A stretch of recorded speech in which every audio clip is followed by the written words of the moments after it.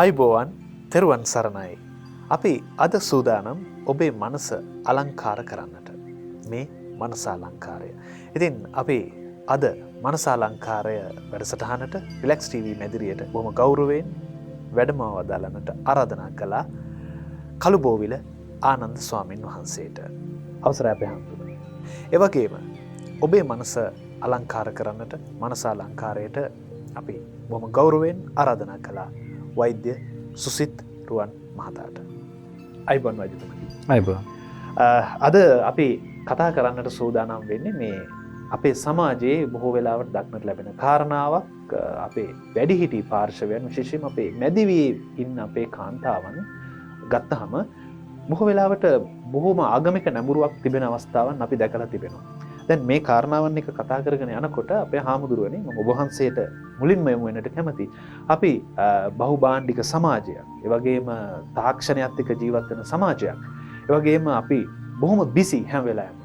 ඒකත් එක්කම අපි ආතතියෙන් යුතු ජීවත් වෙනවා. ඉතින් මේ වටපිටාවක් තුළ අපේ හාමුදුරුවනේ අපිට ආගමක අවශ්‍යතාවය කොහොමද විග්‍රහ කරන්නේ?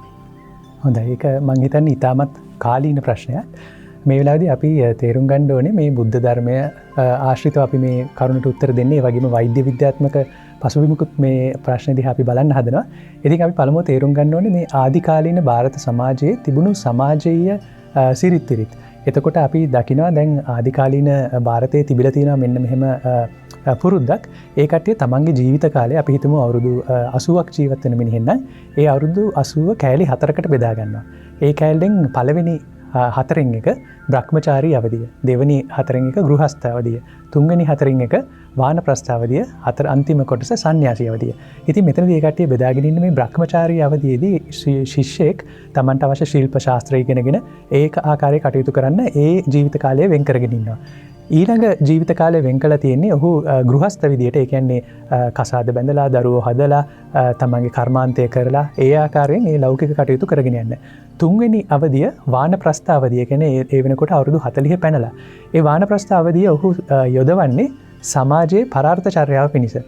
එක්කෝ පන්සලකට කෝවිලකට ගිහිලා එතන තියෙන දේවල් මිනිසුන්ට උදව් කරගෙන ඒ ආකාරයේ වැඩවලට ඒ අවධිය යොදවනවා. 4වෙනි අවධිය, අවසාන අවධිය ඔවුන් පාවිච්චි කරන්නේ සන්න්‍යාසි කියන අවධියට. ඒ කියන්නේ දැන් ඔවුන් අවුරුදු 60ත් 80ත් අතර ඉන්නේ. ඒ අවධියේදී ඔවුන් කැලෑවට තනියම ගිහිල්ලා සුදු පිරුවටයක් ඇඳගෙන භික්ෂාවෙන් ජීවත් වෙලා මේ සන්න්‍යාසි කියන අවධියට යනවා. ඉතින් ඒත් එක්කම අපි දකිනවා දැන් කුද්දක නිකායේ ධම්මපද පාළියේ එන ගාථාවක් බුදුරජාණන් වහන්සේ පිඬුසිඟා වඩින ගිහිල්ලා එන ගමන් ඒ පොඩි හාමුදුරුවරු එක මහාදන සිටු පුත්‍රයා කියලා සිටුවරයෙක් ඉන්නවා. ඔහු වයසට ගිහිල්ලා හොඳටම දුගී බවට පත් වෙලා. ඉතින් ඒ කට්ටියගේ කතාව සැකවින් කිව්වොත් ඒ එක සිටු පුත්‍රයෙක් ඉන්නවා, මහාදන සිටු පුත්‍රයා. ඔහුට 80 කෙලක් ධනෙ තියෙනවා. එයා ඒ වගේම තව පින්වත් කුමාරිකාවක් කසාද බඳින්න සරණ පාවා ගන්නවා. ඒ කුමාරිකාවටත් 80 කෙලක් ධනෙ. මේ ඔක්කොටම 160ක් කෙලක් ඔන්න ධනෙ තියෙනවා. නමුත් යම්කිසි ආකාරයකට ඔවුන් තමන්ගේ තරුණ අවධිය, මැදි අවධිය සහ ඒ අවදීන් ටික විනාශ කරගන්නවා මේ සුරාවට ලොල් වෙලා එක එක ආකාරයේ වියදම් කරන්න. ඉතින් බුදුරජාණන් වහන්සේ පෙන්වා දෙන්නේ මේ මිනිස්සයා මුල්ම කාලේ තමන්ගේ තරුණ අවදියේ මහානදම් පුරන්න හරි නැත්නම් ලෞකික කටයුතු වලට යෙදුණා නම් ලෞකික කටයුතු වලින් ඔහු ඒ රටේ මහා ලොකුම සිටුවරයා වෙනවා. ලෞකික කටයුතු වලට යෙදුණා නම්, ලෝකෝත්තර කටයුතු වලට යෙදුණා නම් ඔහු රහත් භාවය සාක්ෂාත් කරගන්නවා.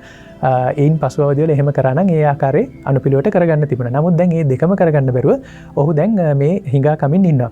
ඉතින් මේ ಭಾರತೀಯ සමාජය බුද්ධ ශාසනයේ මුල් බුදු සමය ඇතුළු මේ සියලුම තැන් වලින් මිනිසුන්ව ආගම දහමට පොළඹවන්න නොයෙකුත් විදියට උපකාර කරලා තියෙනවා. ඉතින් අපි මෙතනදී ඊළඟට තවදුරටත් මේක විග්‍රහ කරගන්න ඕනේ.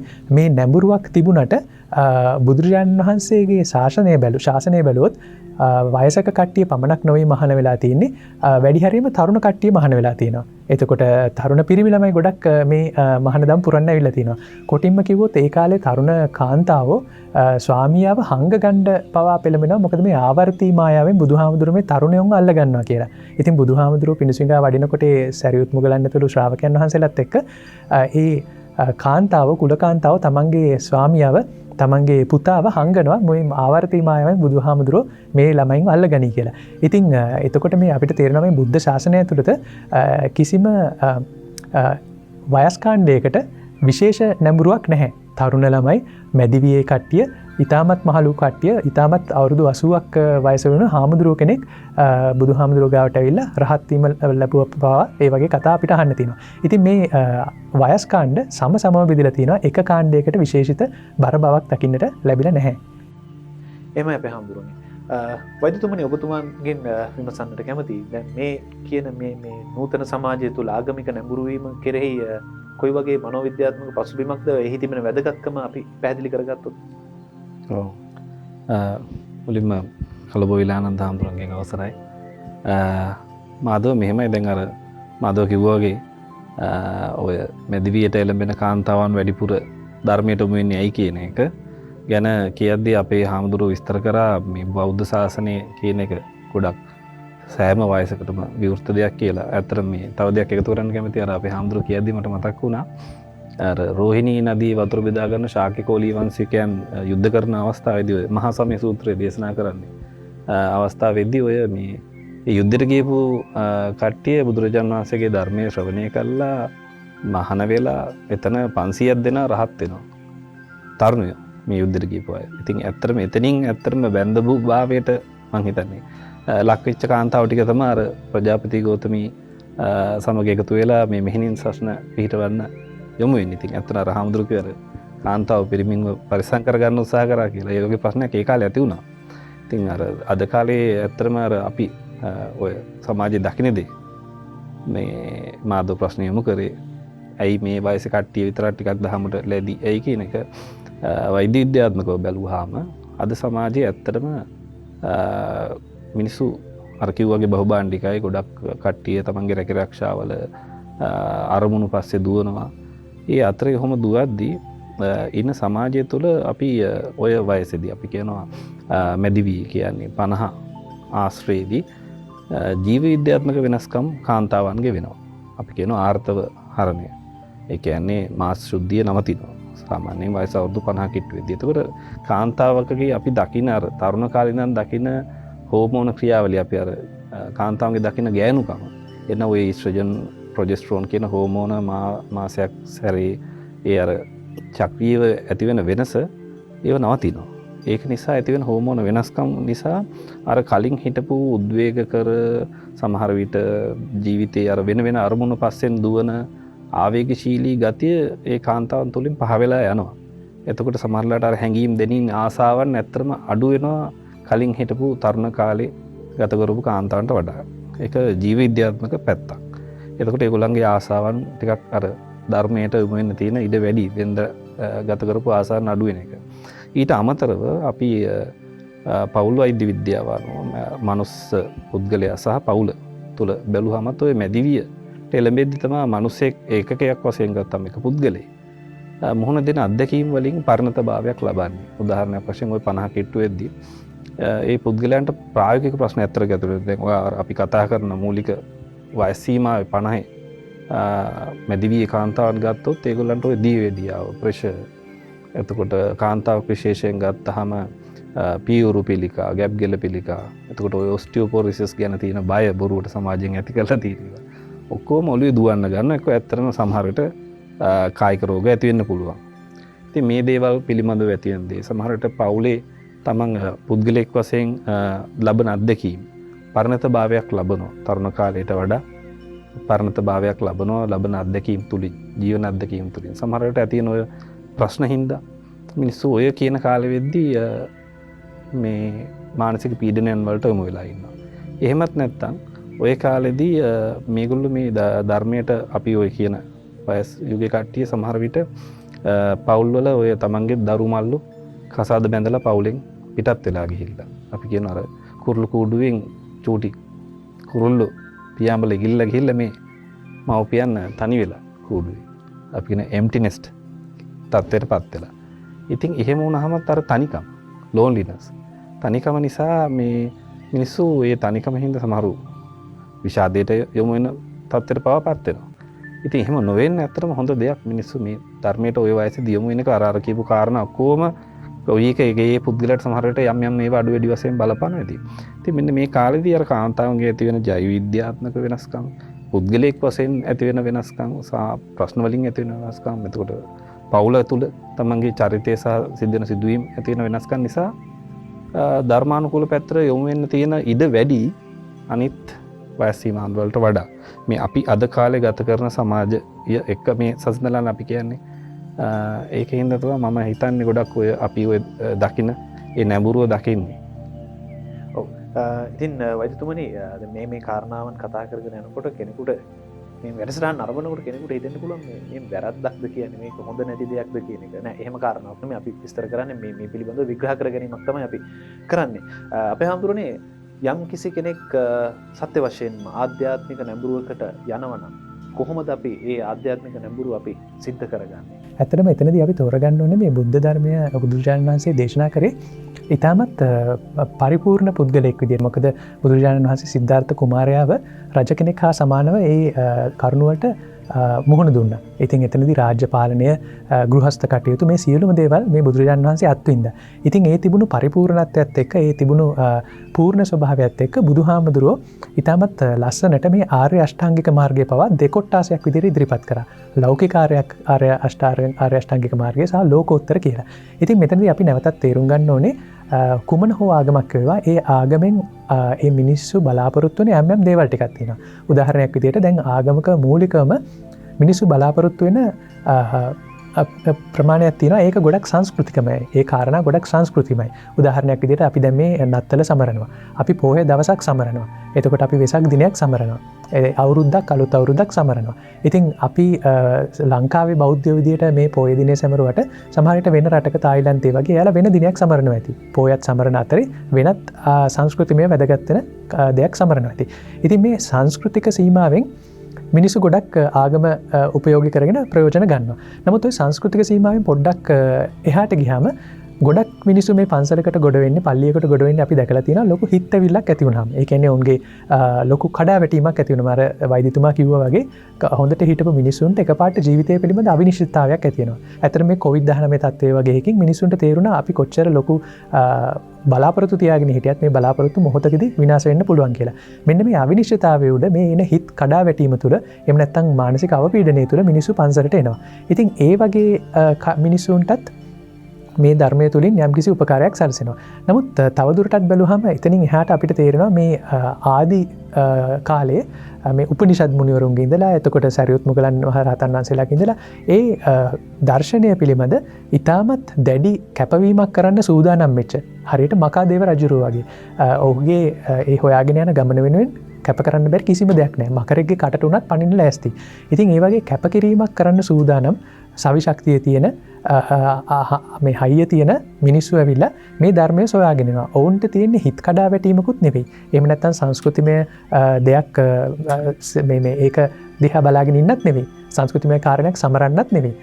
හිත කඩාවැටීමකුත් නෙවෙයි. නමුත් ඔවුන් ඊට වඩා ගැඹුරු ආධ්‍යාත්මික මෝක්ෂයක් හොයාගෙන යනවා. ඉතින් මෙන්න මේ අර්ථයෙන් අපිට මේ ආගම එක එක දේවල් සඳහා පාවිච්චි කරන්න පුළුවන්. ඉතින් මෙතනදී වඩාත්ම වැදගත් වෙන්නේ මේ බෞද්ධ දර්ශනයේ ප්‍රධාන අරමුණක් තමයි, එහෙම නැත්නම් ප්‍රධාන උපයෝගීතාවයක් තමයි සතිය කියන එක.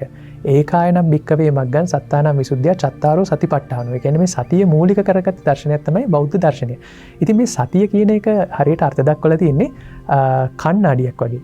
ඒ කණ්ණාඩිය දිහා අපිට බැලුවාම අපිට පේන්නේ එළියේ තියෙන ගස්වැල් නෙමෙයි. අපිට පේන්නේ අපිවමයි. ඉතින් මේ බෞද්ධ දර්ශනයේ ප්‍රධානම අරමුණ මිනිසෙක් තමා කවුද කියලා අඳුනගන්න එක.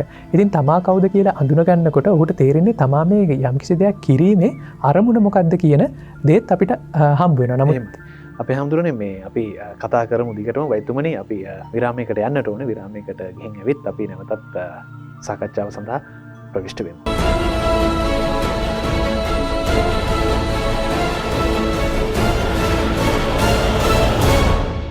අපි සූදානම් නැවතත් රිලැක්ස් TV මනසා ලංකාරයේ වැඩසටහන ආරම්භ කරන්නට. අපි අද මේ වැඩසටහනේ මූලාරම්භයක් විදිහට අපේ පූජ්‍ය කළුබෝවිල ආනන්ද ස්වාමීන් වහන්සේත් ඒ වගේම වෛද්‍ය සුසිත් රුවන් මහතාත් අද දවසේ අපිත් එක්ක සම්බන්ධ වෙනවා. මේ අපි මූලිකවම අපි ටාගට් කරන්නේ මේ වැඩසටහනේදී මේ වැඩිවිය ආපු ඒ කියන්නේ මැදි වයසේ ඉන්න කාන්තාවන් මේ වැඩි වශයෙන් අපි දකිනවා මේ ආගමික නැඹුරුවකට යනවා. අපේ හාමුදුරුවෝ විරාමයට කලින් පැහැදිලි කළා මේ සතිය කියන කාරණාව අවශ්‍යයි කියලා. දැන් මේ විදිහේ නැඹුරුතාවයක් තිබෙන්නේ සතියක් තිබීම නිසාද නැද්ද කියන කාරණාව ඔබ වහන්සේ බොහොම අපූර්වට පැහැදිලි කරා. වෛද්‍යතුමනි මේ සතිය කියන කාරණාව නැත්නම් සිහිය කියන එක ඔබතුමා කොහොමද විග්‍රහ කරන්නේ මේ අපේ සාමාන්‍ය අපේ හිතවතුන්ට දැනගන්නත් එක්ක මේ කාරණා විස්තර කරන ගමන? ඔව් සිහිය පොදුවේ ගත්තාම මිනිස්සුන්ට අපි ගොඩ දෙනෙක් අමතක කරන දෙයක් තමයි සිහිය කියන දේ. සිහියෙන් ඉන්නවා කියන දේ. එතකොට ගොඩක් අයට අමතක වෙනවා තමන්ගේ මානසික සෞඛ්‍ය පවත්වා ගන්න. එතකොට ඒගොල්ලන්ගේ එදිනදා කරන දේවල් ගැන යම් සිහියකින් වැඩ කරන්න. ওই දෙක ඇත්තටම දෙකක්. අපි හාමුදුරුවෝ කිව්වා වගේ සිහියෙන් ඉන්නවා කියන එකෙන් අදහස් කරන්නේ අර එළඹ සිටි සිහියෙන් කියන අපි මයින්ඩ්ෆුල්නස්. මේ මොහොත ගැන ඉන්නවා කියන එක. ඊට අමතරව අපි අර මානසික සෞඛ්‍ය පැත්තෙන් ගත්තොත් ගොඩක් අය හිතන්නේ නැති දෙයක් තමන්ගේ මානසික සුවතාවයක් ඇති කරගෙන මේක තියාගන්න ඕනේ කියන එක. ඒ කියන්නේ දැන් මේ අද කාලේ ජීවිතය ගත කරන අය කාර්ය බහුලව තමන්ගේ ව්‍යාපාරික කටයුතු කරගෙන යනවා. ඒ දේවල් වලට දුවනවා මිසක් සමහරලාට තමන්ගේ මානසික තෘප්තිය ගැන ඒගොල්ලෝ හිතන්නේ නැහැ. දැන් ඔය ඉස්සර කාලේ මිනිස්සුන්ට තිබ්බ විනෝදාංශ තමන්ගේ කට්ටියත් එක්ක පවුලේ කාලය ගත කරන එක වේවා විනෝදේ වෙනුවෙන් යම් කිසි දෙයක් කරනවා වේවා. ඒ දේවල් අද කාලේ ගොඩක් දෙනෙක්ගෙන් ගිලිහිලා තියෙනවා. එතකොට මානසික ආතතිය ප්‍රමාණය ගොඩක් අයගේ මේ වැඩි වෙන්න හේතුවක් මේ සිහිය හරි විදිහට තියාගන්න බැරිකම. ඉතින් මේ වගේ මානසික ආතතීන් වලට ගොදුරු වෙන්නත් හේතු වෙනවා ඒ සිහිය තුලින් මම කියන්නේ මානසික සුවය ගැන තියෙන පැත්ත අමතක කිරීම සහ සිහියෙන් ඉඳීම. යම්කිසි තමන් කරන කාර්යය තුල සිහියෙන් ඉඳීම කියන දෙකක්. ඒ දෙක පටල ගන්න නැතුව ඒ දෙකම ගොඩ දෙනෙට අමතක වෙන දේවල් දෙකක්. ඉතින් මානසික සුවය තියාගන්න සමහරට එදිනෙදා තමන්ගේ කටයුතු වල හොඳින් ගත කරන්නත් ওই දෙකම අවශ්‍ය වෙනවා. ඉතින් ගොඩ දෙනෙක්ට අපි මේ වගේ වැඩසටහන් තුලින් අවධාරණය කරන්න ඕන තමන්ගේ සිහිය කොහොමද තියාගන්නේ කියන එක. ඉතින් ධාර්මික පැත්තෙන් අපේ හාමුදුරුවෝ අවධාරණය කරා සිහිය තියාගන්න එක. අපි කායික සුවය ගැන පවා මිනිස්සු අමතක කරන සිහියකින් තමයි අද කාලේ දුවන්නේ. අල්ලි හම්බ කරන්න, බිස්නස් කරන්න, සමහරලාට ඒවෙන් පමණයි මිනිස්සු සාර්ථකත්වයමයි ඉන්නේ. තමන්ගේ ජීවිතය ගත කරන්නේ. දැන් ඔය මෙදිවි අපි කතා කරන පිරිස වුණත් සමහරලාවට සිහියකින් නෙමෙයි තමන්ගේ ජීවිතය ගත කරන්නේ එදා දවසේ. තමන්ගේ අරමුණ මොනවද කියලා හරියට අඳුනාගෙනත් නැහැ. සමහරලාට සල්ලි වලින් දැන් ළමයින්ට වියදම් කරනවා කියනවා. ළමයින් වෙනුවෙන් ආදරෙන් අනුකම්පාවෙන් දයාවෙන් ළමයි වෙනුවෙන් ගත කරන කාලය අමතක වෙලා. සමහරලාට තමන්ගේ ශරීර සුවතාවය මානසික සුවය ගැන අමතක වෙලා. සමහරලාට පෞල් ජීවිත ගත කරන අයට පෞල් ජීවිතයේ ඇත්ත මානසික සම්බන්ධතා ගැන සිහිය අමතක වෙලා. උන් සල්ලි පස්සේ දුවන සමාජයක් වෙලා. ඉතින් මේ එතකොට මානසික සුවය පිරෙනවා. සමාජීය සුවය කියන්නේ පෞල තුල තියෙන සුවය පිරෙනවා. ඉතින් මේ දේවල් මම හිතන්නේ සිහිය පවත්වා ගැනීම තුලින් නැති කරගන්න ඕන ලොකු ගැටලු ඇති වෙන්න කලින් එම තියෙන අය වුණත් යම් කිසි විදිහකට තමන්ගේ සිහිය පවත්වා ගැනීම සහ මානසික සෞඛ්‍ය ගැන වෙහෙසීම තුලින් සිතාමතා අර මං කිව්ව අර විනෝදාස්වාදයට යොමු වීම විනෝදාංශ පවත්වා ගැනීම මේ පවුලේ තියෙන තමන්ගේ දරුවන් එක්ක තමන්ගේ පවුලේ අනිත් අයත් එක්ක ගත කරන කාලය ගැන සතුටින් ඉන්න දේවල් ගැන සිතන එක ගොඩ දෙනෙක්ට අමතක වෙච්ච දේවල් ආපහු ප්‍රගුණ කර ගැනීම තුලින් සිහිය හොඳින් තියාගත්තොත් හොඳ ජීවිතයක් ගත කරන්න පුළුවන්. හොඳයිත් එක්කම මේ දැන් අපේ වෛද්‍යතුමා ප්‍රකාශ කරා වගේ මේ සතිය කියන එක මම ඒ කාර්යය දැක්කොත් මට හිතෙන්නේ සතිය කියන එක ඉතාමත් ගැඹුරු පෘතුල විෂයක්. ඉතින් යෝගාවචරයටත් මේ සතිය කියන එක තෝරගන්න ඉතාමත් ලොකු කාලයක් ගත වෙනවා. ඉතින් මෙතනදී අපි ඒ ගැඹුරු කාරණාවලට යන්න කලින් එහෙම නැත්නම් ඒක මේ තියෙන වෙලාව ඇතුළත අපිට ඒක කරගන්න බැරි නිසා අපි බැලුවොත් මේකේ තවත් පැත්තක් සතිය කියන්නේ යම්කිසි දෙයක් නිතරම සිහිපත් කර කර ඉඳීම නෙවෙයි. අපි හිතමුකෝ මේක හරියට ජීවිතේ පිටිපස්ස හැරිලා බැලීමක් වගේ කියලා. මේ ඒක සතිය එක කැලලක් විතරයි. නිසා මේක වරදවා තේරුම් ගන්න හොඳ නැහැ. සතිය කියන්නේ ඉතාමත් ගැඹුරු විෂයක්. ඒ විෂය අපි එක කැලලක් පමණයි අද සාකච්ඡාවට භාජනය කරගන්නේ. මේ ආපසු හැරිලා බලනවා යම් කිසි දෙයක් කරන්න කලින් ඇයි මම ඒක කරන්නේ කියලා. තව විදිහකට ගත්තොත් මේ සතියත් එක්ක කිට්ටුවෙන්ම බෞද්ධ සංකල්පයක් තියෙනවා ප්‍රත්‍යවේක්ෂාව කියලා. ඒ කියන්නේ ස්වාමීන් වහන්සේ කෙනෙක් විදියට පරිහරණය කරන ප්‍රධාන අංග 4ක් තියෙනවා. සිවුරු, ආහාර, සේනාසන, ගිලානප්පච්චය කියන මේ ಜಾති 4.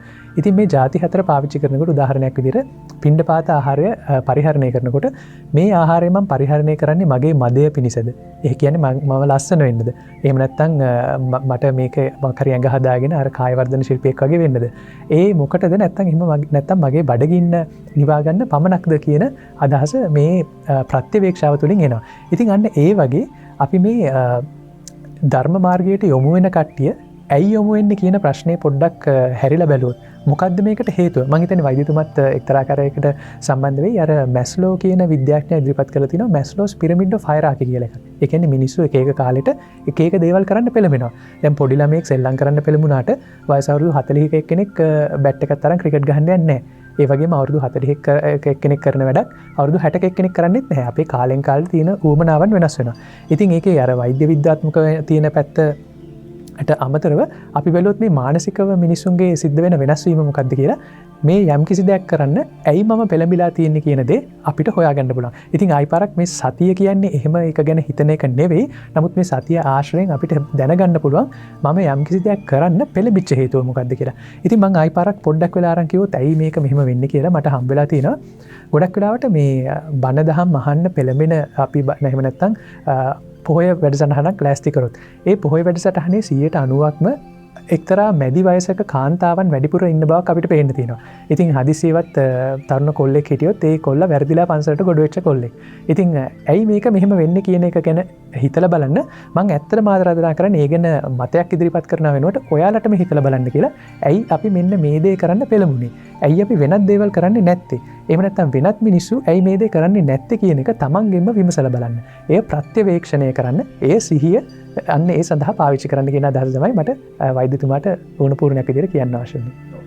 වෛද්‍යතුමනි දැන් අපේ හාමුදුරු පැහැදිලි කරා මේ සතියෙන් යුතුව මේ කාර්යයන් කරන්නට ඕන කියලා. ඔබතුමා කොහොමද විග්‍රහ කරන්නේ මේ වැඩි පිරිසක් කාන්තාවන් මේ ආගම දහමට යොමු වීම කියන එක මේක මේ සතියෙන්මද කරන්නේ එහෙම නැත්නම් නිකන් අර ඔබතුමා විස්තර කළා වගේ මේ තියෙන ගැටලුත් එක්කලා මේ වෙන එකක්ද කොහොමද ඔබතුමා පැහැදිලි කරන්නේ? ධර්මයට යොමු වීම ඇත්තටම ගොඩක් නිරායාසයෙන් වෙන දෙයක්. ඔය වයසේදී අද කාලේ සමාජය මේ අද කාලේ සමාජයේ යන විදිහත් එක්ක ගොඩක් දහමට නෙමෙයි වෙන දේවල් වලට උනත් ඒ කියන්නේ යොමු වෙන්න තියෙන නිදහසක් තියෙන සමාජයේ ওই පිරිසට. ඉතින් මම දකින්නේ සමාජයේ මේ පිරිස මේ දෙයට යොමු වෙන එක ඇත්තටම හොඳ දෙයක්.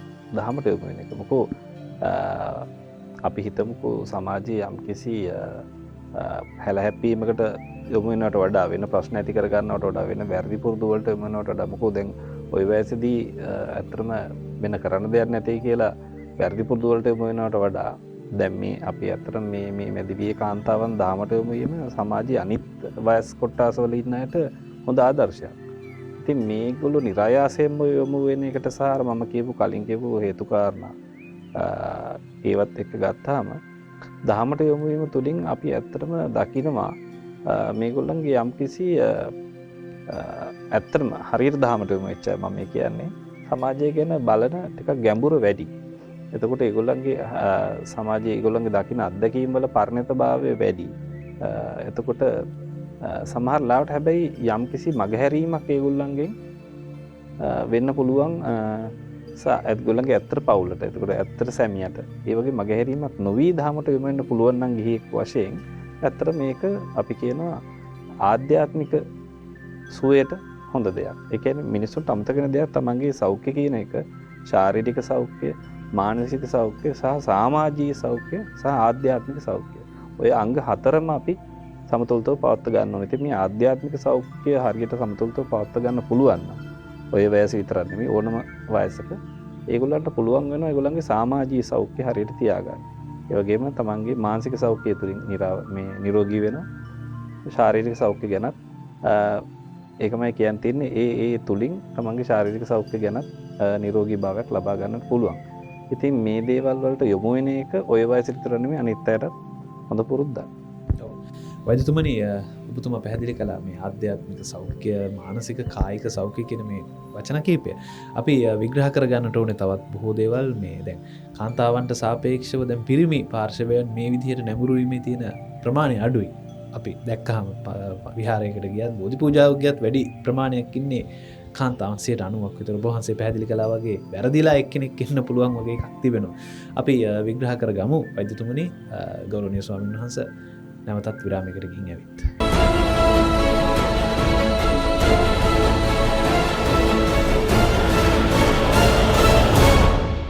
හොඳයි, අපි නැවතත් මනසාලංකාරය සමගින් අපි මනසාලංකාරය වැඩසටහන තුළින් අපි මානසික කරුණු කාරණාවන් විග්‍රහ කරනවා. සමාජයේ විවිධ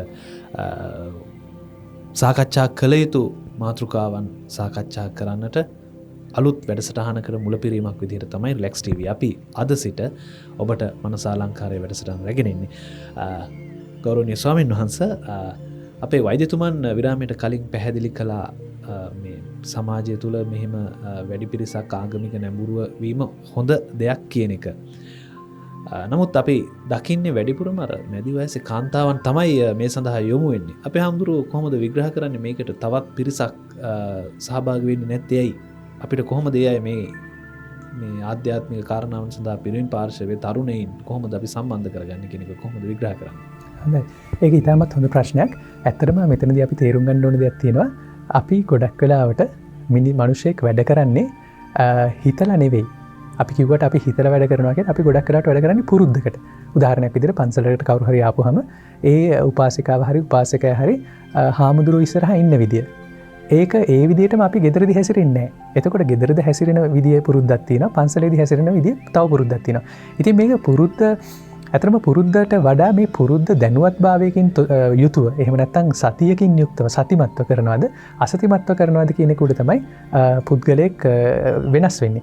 ඉතින් මෙතනදී අපිට දකින්න ලැබෙනවා මේ හැමෝටම මේක ලංකාවට විතරක් පොදු කාරණයක් නෙවෙයි, මුළු ලෝකෙම ගත්තොත් එක්තරා වයසකට ආවහම අර අපේ වෛද්‍යතුමා කිව්වා වගේ ඕන් ළමයි හදලා අර එම්ටි නෙස්ට් එකක් එයාලගේ කැදැල්ල දැන් හිස් වෙලා තියෙන්නේ. ඒ කාලේ තමයි චුට්ටක් හරි විවේකයක් තියෙන්නේ. ඉතින් නැවතත් ඒ විවේකයක් ගන්න නැතුව සමහර අම්මලා අපි දකිනවා දුවව පුතාව ඉස්කෝලේට ඇරලා ඉවර වෙලා මුණුබුරා මිනිබිරියවත් ඉස්කෝලේට ඇරෙනවා.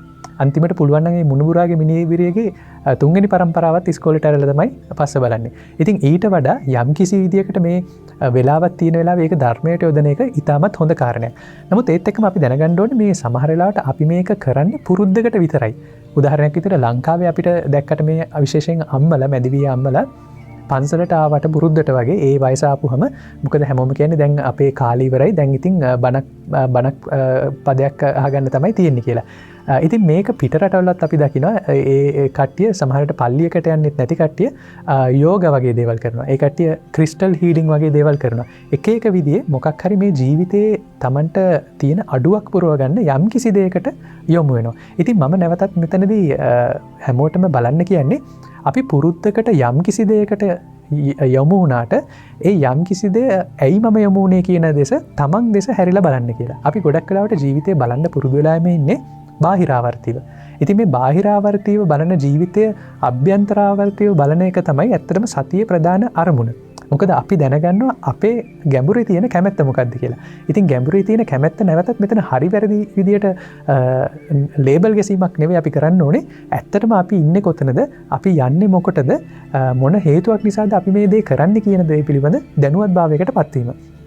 ඉතින් එතකොට දැන් මේ විදියට එක්තරා වයස්කාණ්ඩයක කට්ටිය මෙතනට ආවට අපිට තේරෙනවා මේ ඇත්තටම මේ ධර්මය ශ්‍රවණය කරන්න කියලා ආවට ඕන් පුරුද්දකට එනවා. ඇයි මං එහෙම කියන්නේ? දැන් උදාහරණයක් විදිහට පහුගිය සතිය දවසක ඒ වගේ අම්මා කෙනෙක් මාව හම්බ වෙන්න ආවා.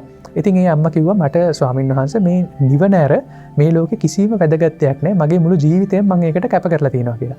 ඉතින් මම ඒ වෙලාවේ අම්මට කිව්වා හරි එහෙනම් අම්මා දැන් මට දාන ගන්න යන්න තියෙනවා. අම්මා හෙට එන්න අපි මේ සාකච්ඡාව හෙට කරමු කියලා. එතකොට ඒ අම්මා කිව්වා නෑ හෙට එන්න බෑ. මොකද මගේ පොඩි පුතාගේ පුතාව මට මොන්ටිසෝරියට එක්කන් යන්න තියෙනවා කියලා. ඉතින් දැන් එතනදී මම මේ කතාව කිව්වේ ඇත්තටම අපි හිතුවට මේ අපි නිවන් දකින්න ආසාවෙන් ආවා කිව්වට එච්චර නිවන් දකින්න ආසාවක් තිබුණාට අපිට පන්සලට ආයි පාරක් එන්න වෙලාවක් නැහැ. මම ඒ අම්මට කිව්වා ඊළඟ සති 7ෙම පන්සලට එන්න කියලා. අම්මා කියනවා සාමුදුරෝ ඒක කරන්න බෑ.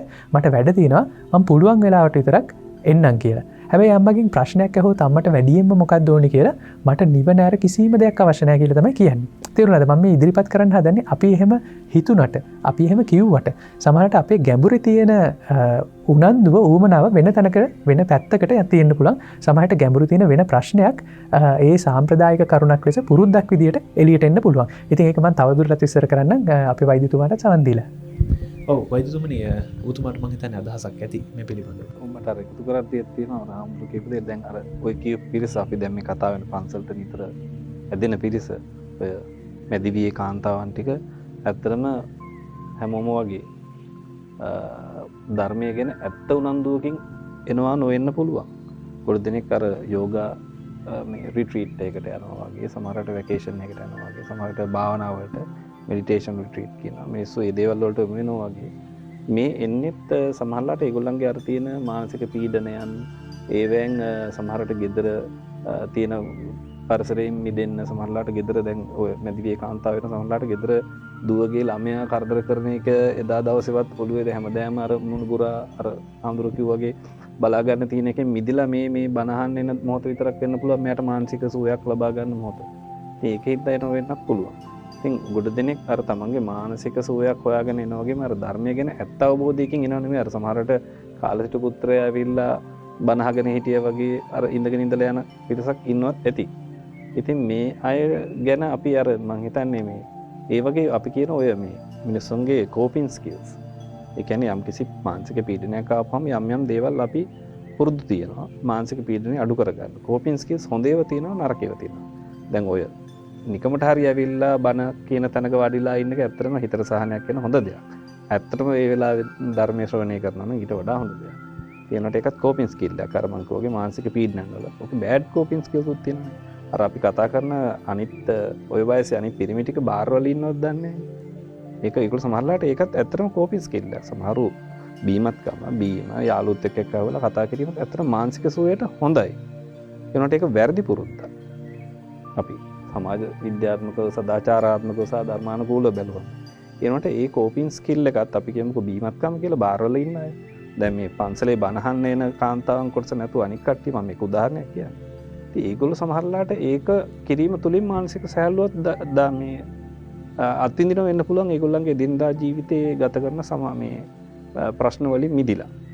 එතකොට අපි බලන්න ඕන ඒ අර මේ මනුස්ස ජීවිතේට අපි වැද්දගනිද්දී හොඳ කෝපින් ස්කිල්ස්, හොඳ තමන්ගේ ආතතිය මුදවන දේවල් තමන් ජීවිතයට වැඩි වශයෙන් යොමු කර ගැනීමයි අර වැරදි කෝපින් ස්කිල්ස්, වැරදි ආතතිය මුදවා ගැනීමේ අපි කියන විනෝදාංශ ක්‍රම සමාජ තමන්ගේ ජීවිතෙන් අයින් කරගන්න එකයි ඉතින් මනුස්සයන්ගේ වෙන්න ඕන. ඉතින් සමහරවිට හැබැයි අර හොඳ නරක කියන දේ මයින් අපි සමාජයේ මිනිසුන්ගේ බලන විදිහ අනුවනේ. ඒකට සමහරවිට දැන් බුදුහාමුදුරුවන්ගේ කාලෙත් මේ ඔය යක්ෂයෝ ගිහිල්ලා කියපු එකක් තියෙනවානේ මේ බුදුරජාණන් වහන්සේට හරියට කරදර වෙනවා මේ ඔය වෛශ්‍රවණ රජුරු ගිහින් කියන ගානේ මේ ඔබ වහන්සේ හොඳයි මේ බුදු විලා කියලා ඒගොල්ලෝ දන්නේ හරි මේ විනයක් තියෙන කෙනෙක්, හරි බුද්ධිමත් කෙනෙක්.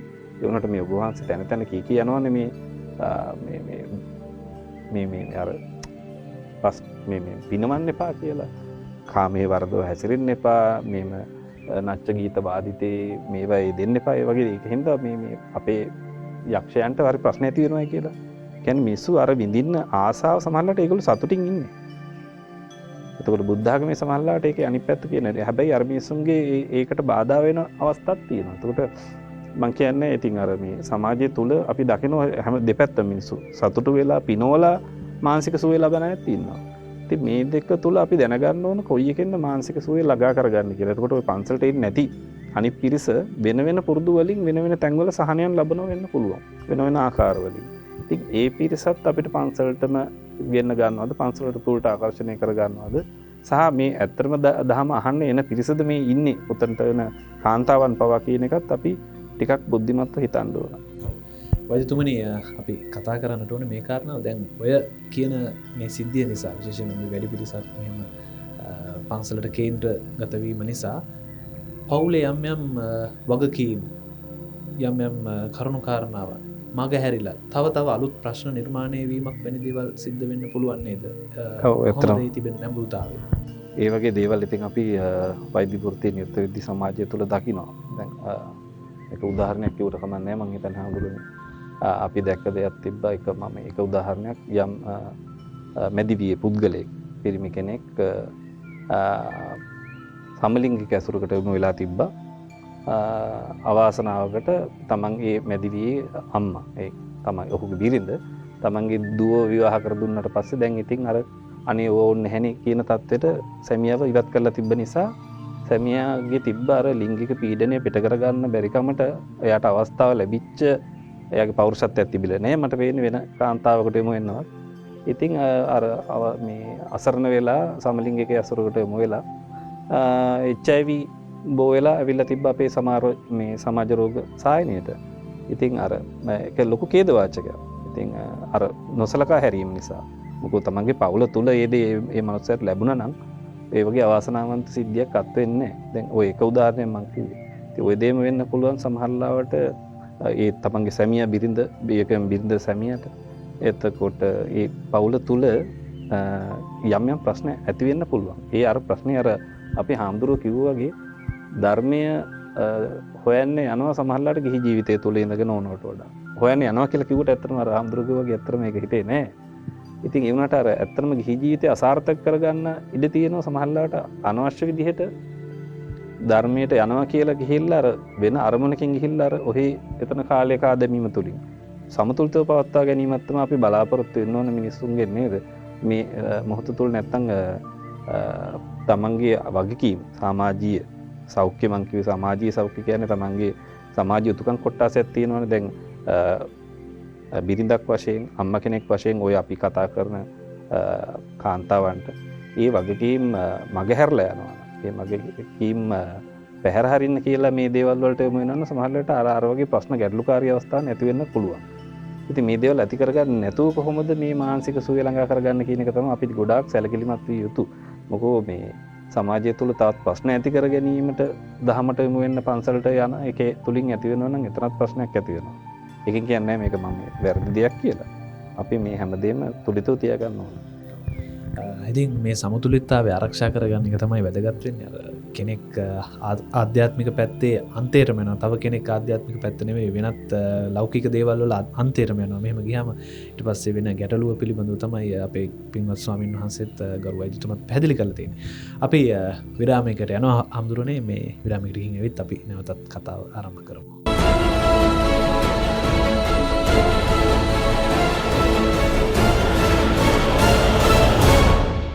අද රිලෙක්ස් TV මනස අලංකාරය වැඩසටහන තුළින් අපි කතා කරන්න සූදානම් වෙන්නේ මේ සමාජයේ බහුතරයක් කාන්තාවන් ආගමික පැත්තට නැඹුරු වීම සිය ආධ්‍යාත්මික කටයුතු වල නැඹුරු වීම කියන කාරණා මේ දේ සිද්ධ කරන්නේ හැබෑවින්ම දැනුවත්වද එහෙම නැත්නම් මේ සමාජයේ නැත්නම් තමන්ගේ තිබෙන මොකක් හරි වෙන ප්‍රශ්නයක්කට පිළිතුරක් විදිහටද කියන එක පිළිබඳව තමයි අපි වැඩි වශයෙන් අද විග්‍රහ කරගන්න සූදානම් වෙන්නේ. මේ කාරණාව විවේචනය කරනව නෙවෙයි.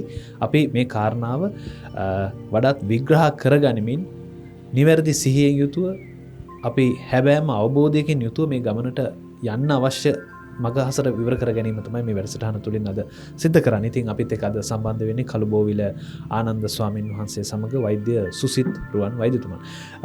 අපේ හමුදුරනේ වෛද්‍යතුමන් විරාමයට කලින් පැහැදිලි කළ කාරණාවේදී කියුණා මේ කොටසක් ආධ්‍යාත්මයේ අන්තයටම යනවා. තව කෙනෙක් ලෞකික පැත්තේ අන්තයටම යනවා. මේ කාරණාවන් දෙකේ තමන්ගේ පිනවීම උදෙසා. කොහොමද හමුදුරනේ අපි මේ ජීවිතය තුළ මේ දේවල් සමතුලිතව මධ්‍යස්තව තියාගෙන ගමන් කරන්න. ඇත්තටම වෛද්‍යතුමා ඉතාමත් හොඳ කරුණක් මතු කරේ එතන. මොකද අපි දන්නවා බුදුහාමුදුරුවෝ බුද්ධත්වයේ ලැබලා පළවෙනියටම ධම්මචක්කප්පවත්තන සූත්‍රය දේශනා කරනවා. එතනදී බුදුහාමුදුරුවෝ කියන්නේ මහණෙනි අන්ත දෙකක් තියෙනවා. සේවනය කරන්න එපා. ඒක තමයි මේ බුද්ධ ධර්මයේ මූලික හරය. ඒ කියන්නේ මධ්‍යම ප්‍රතිපදාව කියන එක. ඒ කියන්නේ ඕන මිනිහෙක්ට කරන්න පුළුවන් එකම දේ තමයි එක්ක මොකක් හරි දෙයකට දැඩිව ආලය කරන එක. එහෙම නැත්නම් තව මොකක් හරි දෙයක් දැඩිව ප්‍රතික්ෂේප කරන එක. ඉතින් ඔන්න ඔය අන්ත දෙකේ තමයි මිනිස්සු හැසිරෙන්නේ. ඉතින් අපේ මානසික ස්වභාවය ඕක තමයි. ඉතින් මෙතනදී අපි තේරුම් ගන්න ඕනේ අපි මොකකට හරි දැඩිව ඇලෙනකොට අපිට තව වැත්තක් ඉබේම ප්‍රතික්ෂේප වෙනවා. උදාහරණයක් විදිහට අපි පන්සලට නිතරම එන කෙනෙක් ගත්තොත් එයාට ඒහා පැත්තේ මිනිහෙක් හයියෙන් සින්දුවක් කිව්වොත් එහෙම නැත්නම් හයියෙන් නැටුවොත් එහෙම නැත්නම් එයා සිගරට් එකක් පිව්වොත් මත්පැන් පානය කරොත් ඒක ගොඩක් තරහක් විදියට එයා දකින්නේ. මම දැකලා තියෙනවා මෛත්‍රී භාවනාවට මෙතන වාඩි වෙන අම්මලා මෛත්‍රී භාවනාව ඉවර වෙලා ගෙදර ගිහිල්ලා ගෙදර මිනිස්සු ඔක්කොටම බනිනවා. මොකද එයාලා කියන්නේ මේ වගේ ඇයි ඔයාලා හැසිරෙන්නේ නැත්තේ? ඇයි මේ මෛත්‍රී සහගතව ඔයාලා හැසිරෙන්නේ නැත්තේ කියලා ඒ අම්මා බනිනවා ගෙදර ඉන්න මිනිස්සුන්ට.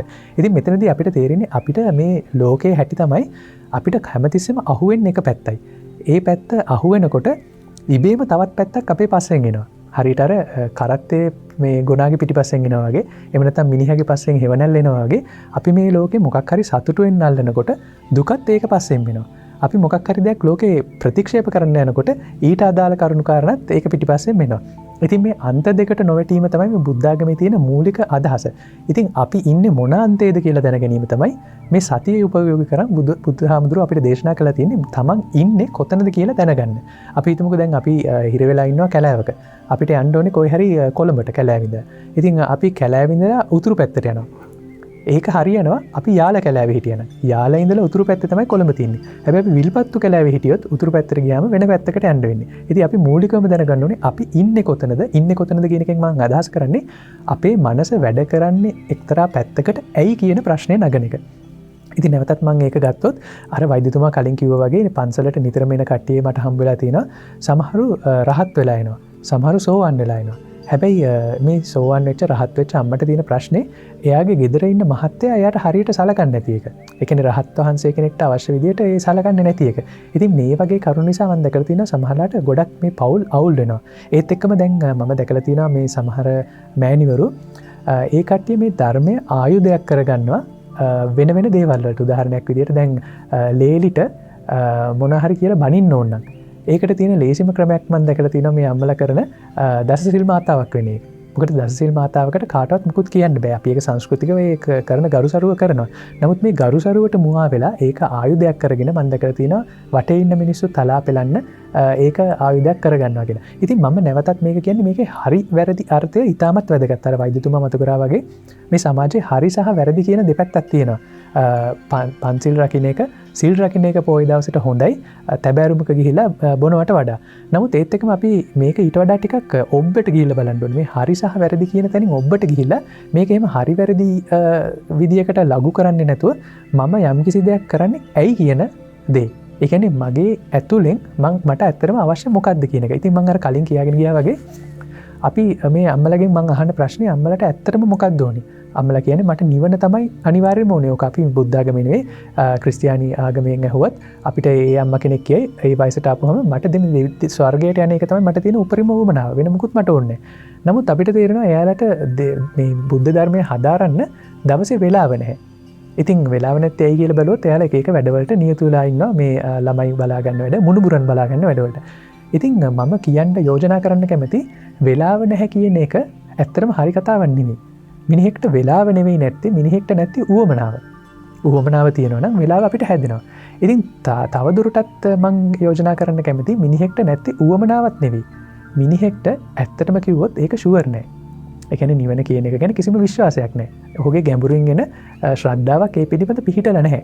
ඉතින් නමුත් දැන් මම ඕක ඉදිරිපත් කරාම මොහොම තේරෙයි ඇත්තටම මේ කියන කතාවත් හරි වගේනේ කියලා. නමුත් අපිට කවදාවත් ඕක තනියම තේරුම් ගන්න බෑ. ඒ කියන්නේ මම මේ නිවන ගැනම ඕනේ කියලා පන්සලට ආවට මට ඇත්තටම නිවන කියන එක ඔය කියන තරම් ෂුවර් නැහැ කියන එක තෝරගන්න හරි අමාරුයි. ඉතින් මම හිතන්නේ මේකට හොඳම වැඩේ මේක දිහා විවෘත මනසකින් බලන එක. ඒ කියන්නේ අපි එක පැත්තකට අන්තගාමී නොවි. අපි බැලන්ස් එකේ මේ ජීවිතය ගත කරන එක. ඒ කියන්නේ මේ සමතුලිතභාවයක් පෙරටු කරගෙන මේ ජීවිතය ගත කරන එක. නැත්තම් වෙන්නේ අපි එක පැත්තකට අන්තගාමී වෙලා ඒ අන්තයේ දුක් විඳිනවා. ඒ අන්තයේ දුක් විඳින්න වෙන්නේ මොකද? අපි එක අන්තයක් සේවනය කරාට ඒ අන්තේ හැමදාම ඉන්න වෙන්නේ නැහැ. මේ ලෝකේ හැටි අපි අකමැති දේවල් අපිට ගෙනත් දෙනවා. අපි කැමති දෙයක් ආශ්‍රය කර හිටියට ඒක අපෙන් උදුරලා ගන්නවා. දැන් මිනිස්සු මේ කොරෝනා එන්න කලින් ගොඩක් විනෝදයෙන් එහෙම ට්‍රිප් ගියා. ඒ දේවල් කරා. ඒ ඔක්කොම ටික උදුරගත්තා. ඒක තමයි මේ ලෝකේ ස්වභාවය. ඉතින් අර ඒ වගේ දැන් මේ බණ අහගෙන මට ලැබිච්ච තවත් දෙයක් තමයි මේ අම්මලා කියනවා මේ මට අපිට බණ දහම් කරන්න ගෙවල් වල මිනිස්සු ඉඩ දෙන්නේ නැහැ කියලා. ඉතින් ඒ ඉඩ දෙන්නේ නැති එක ප්‍රශ්නයක් වෙන්නේ ඇත්තටම මේ ධර්මයේ තේරුම් නොගත්ත කෙනෙක්ට. ධර්මයේ තේරුම් ගත්ත කෙනෙක්ට ඔහුට ආරණ්‍යයක රුක්කමූලගතවත් නිදහසේ ඉන්න පුළුවන්. බස් ස්ටෑන්ඩ් එකක වුණත් නිදහසේ ඉන්න පුළුවන්. රජමාලිගයේත් නිදහසේ ඉන්න පුළුවන්. අපි මේ යම් යම් දේවල් පරිහරණය කිරීම තුළින් මේ භෞතික දේවල් තුළින් නෙවෙයි මානසික නිදහස පවතින්නේ. මානසික නිදහස එයින් වියුක්ත වූ ඉතාමත් එයින් ඔබ්බෙහි පවතින නිදහසක්. ඉතින් ඒකත් මම මතු කරන්න කැමති මේ සමබරතාවය තමයි බෞද්ධ දර්ශනයේ මූලික ප්‍රතිපදාව. එම අපේ හාමුදුරනේ වෛද්‍යතුමනි මේ යමක් දිහා කොහොමද අපි මේ විවෘත මානසිකත්වයකින් බලන්නේ? අපි කොහොමද ඒ සඳහා මනස අපි සකස් කරගන්නේ? මොකද අපේ හාමුදුරුවෝ මතු කරපු කාරණාව තමයි මේ හැම දෙයක් දිහාම විවෘතව බලන්න කියන එක. අපි කොහොමද මේ සාමාන්‍ය ගිහි ජීවිතය ඇතුලේ එදිනෙදා වැඩ කටයුතු කරන මේ කාර්යබහුල අවස්ථාවේ තාක්ෂණයත් එක්ක ගනුදෙනු කරනකොට කොහොමද අපේ මනස විවෘතව කාරණාවක් දිහා බලන්නේ? විවෘතව බලනවා කියන එක මෙහෙමයි. ඉතින් ගිහියෙක් වශයෙන් විවෘතව බලනවා කියන එක සහ ඒක දිහා අපි මනුෂ්‍ය ජීවිතය යම් පුද්ගලයෙක්ගේ යම් කිසි අවබෝධයකින් යුතුව තමයි යම් දෙයක් ගැන විවෘතව බලන්න ඕන. එතකොට ධර්මානුකූලව අපි යම් දෙයක් ගැන විවෘතව බලන්න පුළුවන්. දැන් ධර්මානුකූලව යම් දේවල් ගැන අපි බලනවා. ඇත්තටම පටිච්ච සමුප්පාදය අනුව දේවල් දකින්න පුළුවන්. වේදනානුපස්සනාව අනුව දේවල් දකින්න පුළුවන්. ධම්මානුපස්සනාව ඒ දේවල් දකින්න පස්සනාව කියන්නේ ඒ ධර්මය අනුව. ඒකට අපි ගිහියෙක් වශයෙන් යම් යම් ප්‍රශ්නයක් ගැන බලද්දී ඒ දේවල් ගැන යම්කිසි අවබෝධයක් ඇතුව දැන් තමන්ගේ තියෙන දැන් අපි මේ කතා කරන කාරණාව තුළ අපි මේව දකිනවා නම් ඇයි මේ පන්සලට යොමු වෙන්නේ? පන්සලට යොමු වීම තුළ ඇත්තටම අපේ අර හාමුදුරුවෝ කිව්වාගේ ධර්මය ගැන අවබෝධයක් ලබා ගන්නම අර කිව්ව ඵලයට නිවන දකින්නම යන ගමනක්ද? එහෙම නැත්නම් තමන්ගේ යම්කිසි වෙන මානසික පීඩනයක් යම්කිසි උණුපූර්ණයක් කරගන්නට යන මේ ගමනක්ද කියන දේ තියෙන්න ඕන පුද්ගලෙක් වශයෙන්. ඒක තමන්ට එහෙම දකින්න නැතුව අර අපේ හාමුදුරුවෝ කිව්වා මේ පුරුද්දකට කරන දෙයක් තමයි තියෙන්නේ. අනිත් හැමදේම එහෙමයි. ওই සිද්ධි විතරක් නෙමෙයි. එදින්දා අපි කවුරු ඕනම වයසක වේවා මිනිසුන් කරගයාගෙන යන දේවල් තුළ මට පුරුද්දට ජීවත් වෙන අවස්ථා තියෙන හැම දේ තුළම බාරකට යන්න පුරුද්දට සමහරු යාළුවෝ හම්බෙන්න යන්න පුරුද්දට රස්සාවට යන්න පුරුද්දට සමහරු රස්සාවට නොයා ගෙදර කම්මැලිකමට ඉන්න පුරුද්දට යම් පුරුදු හොඳ පුරුදු නරක පුරුදු ඒවා ඔහේ කරනවා මිසක් තමන් දන්නේ මේක සමතුලිතව විවෘතව තමන්ට තියෙන අවශ්‍යතාවය මේදී මම කරන්නේ ඇයි කියන එක. ඉතින් අර මොහොතක් සිත යොමු කරලා බලනවා නම් තමන් මේ දෙයට යොමුනේ ඇත්ත හේතුව මොකක්ද? දැන් උදාහරණයක් වශයෙන් අර කාන්තාවන් පන්සලට යනවා වගේ මිනිස්සු බීමත්කමට යොමු වෙනවා නම් බාර් එකේ කාලය ගත කරනවා. ඒගොල්ලෝගේ යම්කිසි හේතුවක් තියෙන යම්කිසි ඒගොල්ලන්ගේ හිඩසක් යම්කිසි සමහරලාට මානසික පීඩනයක්. රැකියා අවස්ථාවේදී ඇති වෙන තමන්ගේ ඉහළ නිලධාරීන් ඇති වෙන ප්‍රශ්න, තමන්ගේ එකට වැඩ කරන අනිත් යාළුවන්ගේ ප්‍රශ්න, සමහර විට තමන්ගේ බිරිඳගේ ප්‍රශ්න, ළමයින්ගේ ප්‍රශ්න, වෙන කායික රෝග වේවා ආර්ථික ප්‍රශ්න ඒවා මුදව ගන්න යනවා වෙන්න පුළුවන්. එහෙම නැත්නම් අතන බීමට ඇබ්බැහි වෙලා යන්න පුළුවන්. ඒත් හරියට නුවණින් දකිනවා නම් තමන්ට තියෙන ප්‍රශ්නේ මොකක්ද? මෙතන මේ දේ මම මේ කරන්නේ ඇයි කියලා අවබෝධයක් ඇතුව කරනවා නම් ඒක ප්‍රශ්නයක් නෑ. ඕනම දෙයක් අවබෝධයක් ඇතුව හොඳින් කරනවා නම් අර එක අර මගේ හොඳ නරක කියන එක තීරණය වෙන්නේ ඒ අනුව තුලිතභාවය අනුව. ඕනම දෙයක් කරන්න පුළුවන් යම් තුලිතභාවයක් ඇතුව. දැන් මධ්‍යම ප්‍රතිපදාව බුදුරජාණන් වහන්සේ බෞද්ධ දර්ශනය තුල හඳුන්වලා දුන්නා වගේ අපිට මධ්‍යමව ජීවත් වෙන්න පුළුවන් තමන්ගේ ගිහි ජීවිතය තුළ.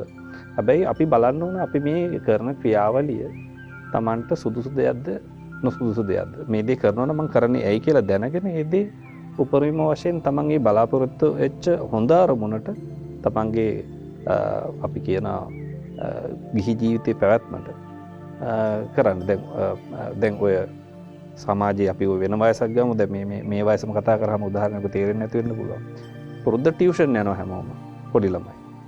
හැමෝම අම්මලා දානවා සිස්සත්තට පවා ටියුෂන් යනවා. දැන් මේක අත්‍යවශ්‍ය දෙයක්ද?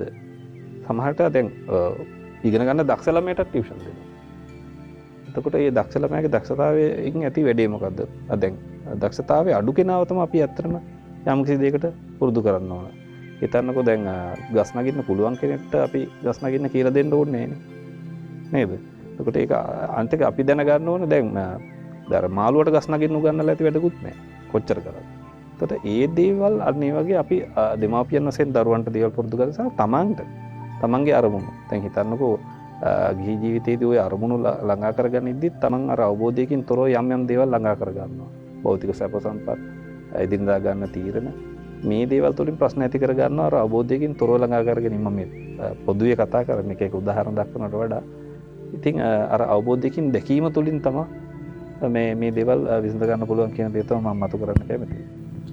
ඔව් අපි කතා කරමු මොන වැදගත් කාරණාවක් දැන් අපිට මේ අද දවසේ මේ කතා කරපු මේ විනාඩි කිහිපය තුළ යමකට එළඹීමේදී එළඹ සිටි සිහියෙන් එළඹීම ඒ වගේම විවෘත මනසකින් බැලීමේ මේ කියන කාරණාවන් අපිට බොහොම වැදගත් වෙනවා.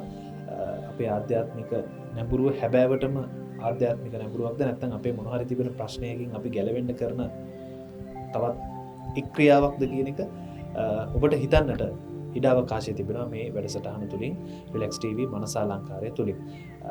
කෙටි විරාමයකට යනවා නැවත.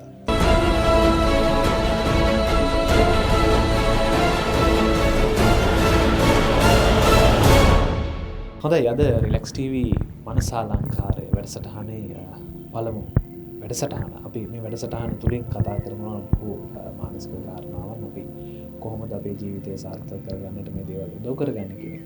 අද මුලින්ම අපි කතා කළේ මේ නැදිවියේ කාන්තාවන් බොහෝ වෙලාවට ආධ්‍යාත්මික නැඹුරු වීම මේ නැඹුරු වීම කොයිතරම් නිවැරදිව සිද්ධ වෙනවද කියන කාරණාව. අපේ හැමතුරුනේ අද බොහෝ කරුණු කාරණාවන් කතා කළා.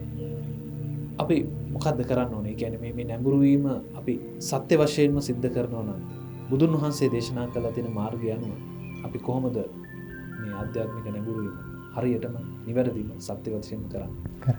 ඉතාම හොඳ ප්‍රශ්නයක් එක. මම හිතන්නේ ඒක තමයි මේ බෞද්ධ චින්තනයේ මූලිකම ප්‍රශ්නය. අපි යම් කිසි දෙයක් කරන්නේ ඇයි කියලා හොයාගන්න එක. ඒ කියන්නේ අපි මේ කරන්නේ කුමන අරමුණක් පිණිසද කියලා හොයාගන්න එක. ඉතින් එතකොට දැන් අපිට දකින්න පුළුවන් මේ මැදි වයසේ කාන්තාවන් පන්සලට ගොඩක් ඇවිල්ලා තියෙනවා. ඒක ඉතාමත් හොඳ දෙයක්. මොකද මම දැකලා තියෙනවා සමහරලාට දැන් මේ පන්සලට උනත් පහුගිය කාලේ සියදිවි නසා ගන්න ඕන වෙලා ආපු ගොඩක් කට්ටිය ඇවිල්ලා තියෙනවා. දැන් මේ සියදිවි නසා ගන්න එන මෙතෙන්ට එන කෙනෙක්ට මම සතිය ගැන කිව්වොත් ඒක යට කිසිම වැඩක් නැහැ. මොකද ඒක යට පාවිච්චි කරන්න බෑ. ඒක පාවිච්චි කරන්න පුළුවන් යම් කිසි ආකාරයකට සිත සමතුලිත වෙච්ච කෙනෙක්ට විතරයි. කියන්නේ හිතේ තියෙන අර උඩ පහත් වීම. ඒ කියන්නේ එකපාරට ලොකුවට තරහ යෑම, එහෙම නැත්නම් කලකිරීම, එහෙම නැත්නම් ලොකු ආසාවල් ඇතිවීම. ඔන්න ඔය ස්වභාවයන් වලින් යම් කිසි සමතයකට සමතුලිත භාවයකට පත් වෙච්ච කෙනෙක්ට විතරයි එතනින් එහාට මේ කාරණය විවෘත වෙන්නේ. ඉතින් එහෙම නැති එක්කෙනෙක්ට මං හිතන්නේ මේ පන්සල් ආශ්‍රිතව එහෙම නැත්නම් මේ දෙවොල් මඩු ගම් මඩු ඒ වගේ මේ බලිතොවිල් ඒ ආශ්‍රිතව ලැබෙන ලොකු සහනයක් තියෙනවා. ඒ සහනය අපි කොච්චර මේ සතිපට්ඨානයේ ආශ්‍රයෙන් කතා කරන්න ගියත් ඒක වැඩක් වෙන්නේ නැහැ. නමුත් මෙන්න මෙහෙම දෙයක් වෙනවා. සතිපට්ඨානය අවශ්‍ය නැති කෙනෙක් මේ දැන් YouTube වගේ එක මාධ්‍ය තියෙන නිසා Tamanට දරා ගන්න බැරි දෙයක් ඔලුවට දාගන්නවා.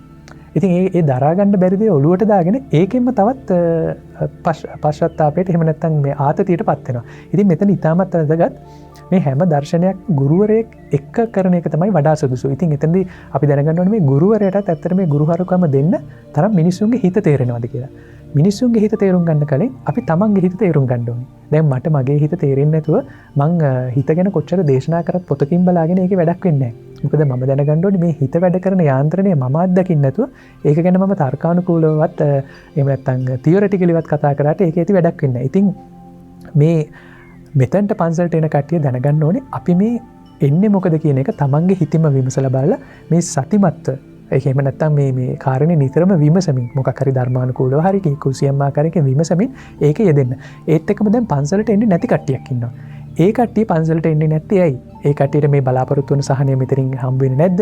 එහෙම නැත්නම් පන්සලට එන කට්ටියට වඩා හොඳ සහනයක් වෙන තැනකින් හම්බ වෙනවද? අන්න ඒක කියන අර්ථය.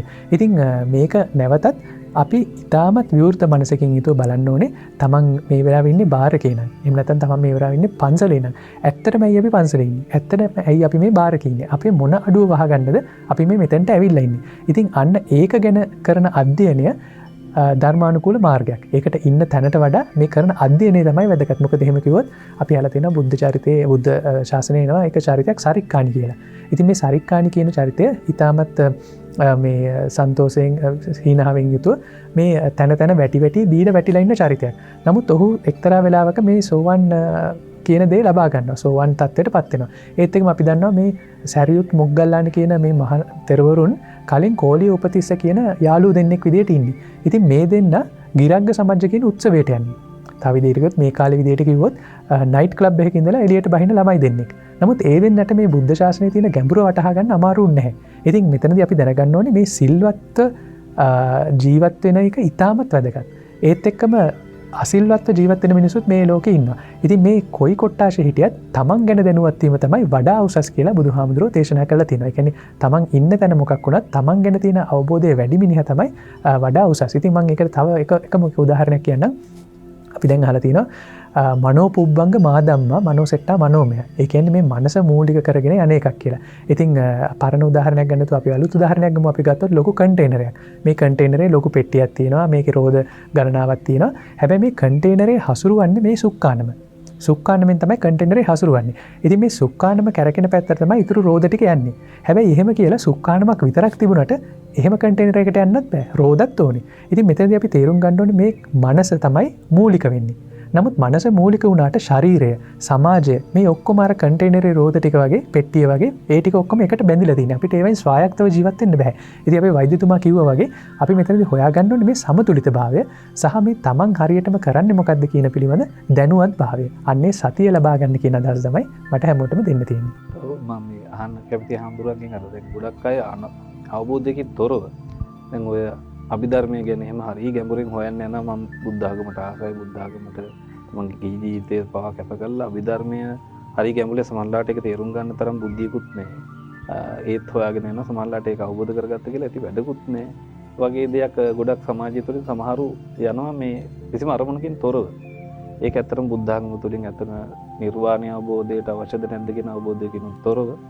ඒ වගේම දේවලුත් අර හරි දේ තෝරගන්න නැතිකම ගැන අපේ හඳුරු පොඩ්ඩක්. ඒක හරියටම හොඳ ප්‍රශ්නයක්. ඒ කියන්නේ දැන් මේ සමාජයේ අපි එක එක්කෙනාට කරන්න පුළුවන් දේවල් තියෙනවා. දැන් අර වෛද්‍යතුමා කිව්වා වගේ මාළුවෙක්ට ගස් නගින්න බෑ. මාළුවෙක්ට පුළුවන් පීනන්න. නමුත් පීනන මාළුවෙක් ගහක් නගින්න ගියොත් ඒක ටිකක් මෝඩ වැඩක්. ඒ වගේ ගස් නගින වඳුරෙක් පීනන්න ගියොත් ඒකත් මෝඩ වැඩක්. ඉතින් මෙතන මේ සමාජයේ ඉන්නවා මේ එක්තරා විදිහකට ශාස්ත්‍රීය අධ්‍යාපනයක් කරා සුදුසු කට්ටිය. ඉතින් මම පෞද්ගලිකව මහණෙන්න කලින් මේ දර්ශන PhD විභාගය සඳහා ඉගෙන ගත්තා. එතනදී මම දැක්කා ඒක කරන එක කට්ටියක් ඉන්නවා. ඒක අපි ගෙදර ඇවිල්ලා අපේ ආච්චි අම්මට කිව්වොත් මේ දර්ශන විභාගය සඳහා ඉගෙන ගන්න කියලා ඒක ගැලපෙන්නේ නැහැ. නමුත් ආච්චි අම්මා දන්නවා කුරුල්ල එලවන්නේ කොහොමද කුමුරි, වී වේලන්නේ කොහොමද බත ඉදවන්නේ කියලා. ඒක ගැන එයා ඊට වඩා දන්නවා. ඉතින් මෙතනදී අපි තේරුම් ගන්න ඕනේ අපිට දරා ගන්න බැරි මහා බරපතල කරුණු ඔලුවට දාගෙන තියෙන ප්‍රශ්න තවත් වැඩි කරගන්නවට වඩා Tamanට පුළුවන් තැනින් ගැලවෙන්න. ඉතින් එතනදී ඇත්තටම මේ ගුරුවරයෙක්ගේ පිහිට ඉතාමත් වැදගත් වෙනවා. මොකද බුදුහාමුදුරුවෝ ඒ මිනිස්සයාට අවශ්‍ය දේ තමයි දුන්නේ.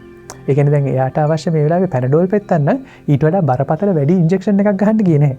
ඉතින් මේ යම්කිසි ආකාරයකට මේ සමාජයේ දැන් තියෙන දත්ත වැඩි. දත්තවලට අපිට ප්‍රවේශ වෙන්න පුළුවන් හැකියාව වැඩි. ඉන්ටර්නෙට් එකේ තියෙනවා, රේඩියෝ වල යනවා. ඒත් එක්කම තව දෙයක් දැන් මේ වෛද්‍යතුමා මගෙන් ප්‍රශ්නයක් ඇහුවා. මේ ප්‍රශ්නේ මෙන්න මේ સંદર્ભයට සාපේක්ෂ එකක්. දැන් මේක අපි වෙන තැනක ඉන්න වෙලාවකදී මේ ප්‍රශ්නෙට මන් දෙන උත්තරේ විතරක් කපලා ගත්තොත් ඒක සම්පූර්ණයෙන් වැරදි. ඉතින් මේ බුදුහාමුදුරුවෝ මේ ත්‍රිපිටකය තුල දේශනා කරපු සූත්‍ර ගණනාවක් ඒ સંદર્ભයට අනුකූලව අපි ඉගෙන ගන්න පුරුදු වෙන්න ඕනේ. එහෙම නැතුව දැන් මාතෘ දිව්‍ය රාජ්‍යයට විස්තර කරපු ඉතාමත් ශාස්ත්‍රීය කාරණයක් එහෙම ශාස්ත්‍රීය අධ්‍යාපනයක් නැති එක්කෙනෙක් අරන් ඒක ඔළුවට දාගත්තොත් ඔහුගේ ප්‍රශ්න තවත් වැඩි වෙනවා. අර ගෙදර තියෙන ප්‍රශ්න වලට අමතරව මේ ත්‍රිපිටකයේ තියෙන ප්‍රශ්නත් ඔහුගේ ඔළුවට එනවා. I think අන්න ඒක මම හිතන්නේ ඉතාමත් වැදගත් දෙයක්. Tamanට අවශ්‍ය දේ ගැළපෙන ලෙස තෝරලා බේරලා පරිහරණය කිරීම. ඕන තරම් බෙහෙත් ටැබ්ලට් තිබුණයි කියලා අපි ඔක්කොම බොන්න යන්නේ නැහැ. අපිට අවශ්‍ය කසාය තමයි අපි බොන්නේ. ඉතින් ඒක ඉතාමත් වැදගත් කාරණයක්. නමුත් ඔයාලට තේරෙනවා ඇති මේ අවශ්‍ය කසාය තෝරගන්න කලින් අපේ ලෙඩේ තෝරගන්න වෙනවා. ඒ කියන්නේ නැවතත් අපි හැරිලා බලන්න ඕනේ මට මොකක්ද ඇත්තටම අවශ්‍ය කියලා. ඒක ලේසි කාරණයක් නෙවෙයි. මිනිහෙට තමන් තෝරගන්න එක තවත් අමාරු වැඩක් නැහැ. හැබැයි එතන තෝරගන්න ඕනේ මේ තමන්ගේ මනස තේරුම් ගැනීම තුළින් තමයි, තමන් කරන වැඩි තෝර ගැනීම තුළින් තමයි මේ පාර කැපෙන්නේ. ඒත් එක්කම තව එක දෙයක් මම මේවා කරන්න. සමහර විට ලොකු ප්‍රශ්න ගොඩක ඉන්න කෙනෙක් අර ඇවිල්ලා අර ශාස්ත්‍රීය අභිධර්මයට යොමු වුණාම ඒකට ඒ වෙලාවේ ඔළුව ගිහිල්ලා අර ප්‍රශ්න ටික අමතක කරන්නත් ඒක පාවිච්චි කරන්න පුළුවන්. අර ડોක්ටර් කිව්වා වගේ කෝපින් ස්කිල්ස් තියෙනවා මිනිස්සුන්ට. ඒ කියන්නේ ප්‍රශ්න අමතක කරන්න වෙන ප්‍රශ්නයක් ගැන හිතනවා. ඉතින් ඒක ඉතාමත් හොඳයි. ප්‍රශ්නේ අමතක කරන්න වෙන ප්‍රශ්නයක් ගැන හිතුවට කමන්නේ. හැබැයි අලුතින් හිතන්න ගත්ත ප්‍රශ්නේ ආයි ප්‍රශ්නයක් වුණොත් අන්න එදාට තමයි ප්‍රශ්නේ එන්නේ. ඔව් වෛද්‍යතුමනි අවසන් කීපයක් තිබෙන්නේ ඔබතුමාට අවස්ථාව ලබා දෙනවා. මානසිකව මනුස්සයන් මේ කරන දේවල් ගැන අර අපි කියන වගේ හරියට තුලිතව බලන එක තමයි ඇත්තටම කෙරෙන්න ඕන. Taman ජීවිතේ ගත කරන අරමුණ මොනවද කියලා හරි අවබෝධයකින් සිටිනවා නම් Taman ධාමයට යොමු වෙනවද, එදිනදා ජීවිතේ කටයුතු කරනවද කියන දේවල් පවා මිනිසුන් අවබෝධයකින් යුතුව සිද්ධ කරනවා නම් ඒක තුලිතව තමන් දකිනවා නම් මේ අරමුණු සහ මේ ක්‍රියාවන් මම කරන්නේ මොන අරමුණින්ද මොන බලාපොරොත්තු ඇතුවද කියලා කරනවා නම් මේ ප්‍රශ්න ඇති වෙන්නේ නැහැ. අපි සාමාන්‍ය ජීවිතයක් ගත කරනවද ව්‍යාපාරික ජීවිතයක් ගත කරනවද සමහර විට අර බුද්ධි මට්ටම අඩු වැඩි කියන දේ අනුව තමන් දහමට යොමු වෙනවද නැද්ද කියන එක ඒ දේවල් ඇත්තටම පුද්ගලානුබද්ධයි. ඒ දැන් ඔය සාමුක්කාංශික දේශනාව කියන එක කරන්න පුළුවන් බුදුරන්ට විතරයි. ඒ කියන්නේ ඒ පුද්ගලයාට ධර්මය අවබෝධ වෙන්නේ මොන දේ කිව්වොත්ද කියන එක කරන්න පුළුවන් බුදුරන්ට විතරයි. ඒ වුණාට තමන්ට අවබෝධයක් තියෙනවා නම් තමන්ට ධර්මයේ කොතෙක් ගැඹුරින් දැනගන්නට පුළුවන්ද කියලා. තමන්ගේ තියෙන ඇත්තටම කායික ගැටලුව මොකක්ද? මානසික ගැටලුව මොකක්ද? තමන්ගේ සමාජීය ගැටලුව මොකක්ද කියන තමන්ට අවබෝධ කරගන්න පුළුවන් වෙනවා තමන්ගේ බුද්ධි මට්ටම අනුව.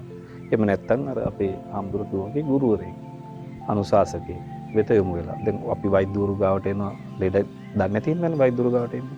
ඒතකොට ලෙඩේ මොකක්ද කියලා හොයලා අර අපේ ආම්දුරුතුමගේ ඒ ලෙඩේට ඒ කසාය.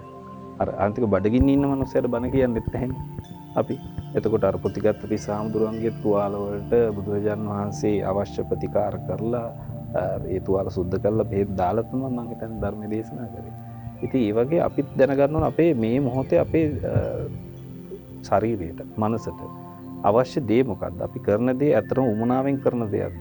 මෙන්න මේ දේවල් ගැන බුද්ධිමය විමසා බැලීමක් නිරන්තරයෙන් ඕන වයසක ඉන්න පුද්ගලයෙක් ගැන අපම මේ කියන්නේ. තමන් තුළම සංවාදයක් යනවා නම් මම අද දවසේ මේ කරන දේවල් මම කරන්නේ ඇයි? මේ දේවල් මට අවශ්‍යද?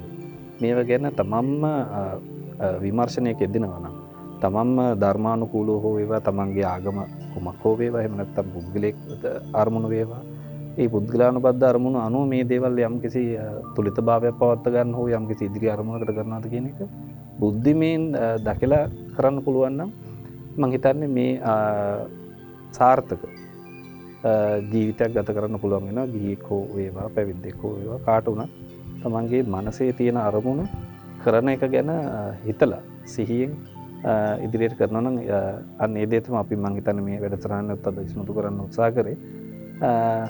අවසන් වශයෙන් කියන්න තියෙන ඉතින් ඒ විදිහට ජීවිතය ගත කරනවා නම් හැමෝටම සාර්ථක ජීවිතයක් සතුටින් ගත කරන්න පුළුවන් වෙයි කියලා.